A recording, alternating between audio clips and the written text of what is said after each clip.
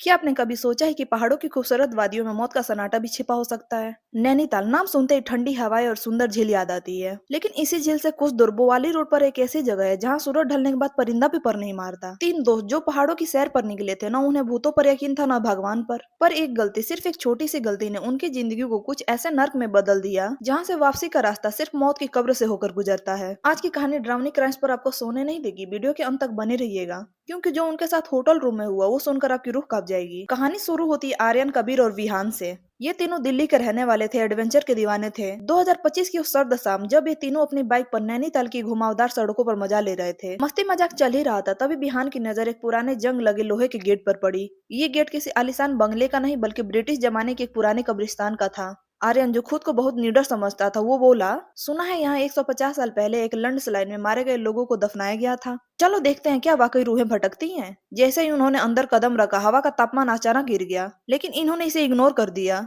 Kabir camera निकाला और कब्रों के साथ सेल्फी लेने लगा। आर्यन ने तो हद ही कर दी, वो एक पुरानी कब्र पर चढ़ गया और जोर जोर से हंसते हुए वहां दफन रूहों का मजाक उड़ाने लगा। वो नहीं जानते थे कि उस कब्रिस्तान की मिट्टी को उनका ये अपमान पसंद नहीं आया। अचानक बिहान को महसूस हुआ कि कोई उसके कानों के पास बहुत ठंडी सांसें ले रहा है। उसने पीछे मुड़कर देखा पर वहां कोई नहीं था, बस घना कोहरा था। बिना देर किए हुए तीनों वहां से निकल गए। उन्हें लगा सब ठीक है, पर असली तांडव तो अभी अब शुरू होने वाला था। होटल पहुंचते ही तीनों की हालत बिगड़ने लगी। आर्यन का शरीर आग की तरह तप रहा था, लेकिन उसे ठंड लग रही थी। कबीर को आईने में अपनी परछाई के पीछे एक लंबा काला साया दिखाई दे रहा था, और बिहान की तो आवाज ही चली गई थी। रात के 2 बजे आर्यन की आंख खुली। उसने देखा कि कबीर और बिहान अपनी अपनी बेड पर नहीं है। वो पागलों की तरह उन्हें ढूंढने लगा। तभी उसने देखा कि फर्श पर खून और पैरों के निशान हैं, जो बालकनी की तरफ जा रहे थे। जब उसने बालकनी में नीचे झांका तो जो उसने देखा वो किसी का भी कलेजा फाड़ दे। नीचे जमीन पर नहीं बल्कि उसी कब्रिस्तान की मिट्टी में कबीर और बिहान अपने ही कब्र खोद रहे थे, और उनके पीछे खड़ा था काला साया जिसकी आंखों में आग जल रही थी। ये कोई सपना नहीं था बल्कि उन रूहों का बुलावा था।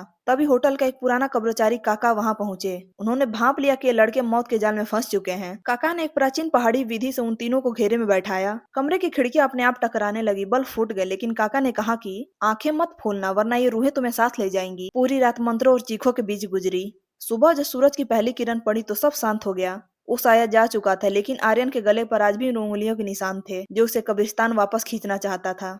दोस्तों, पहाड़ी की खूबसूरती का सम्मान करें, उनकी अनकही कहानियों को मजाक न उड़ाएं, क्योंकि कुछ दरवाजे ऐसे होते हैं जिन्हें बंद रहने ही देना अच्छा होता है। अगर आपको ये कहानी पसंद आई हो तो वीडियो को लाइक करें, चैनल को सब्सक्राइब करें। मिलते हैं अगली वीडियो में, तब तक के लिए धन्यवाद।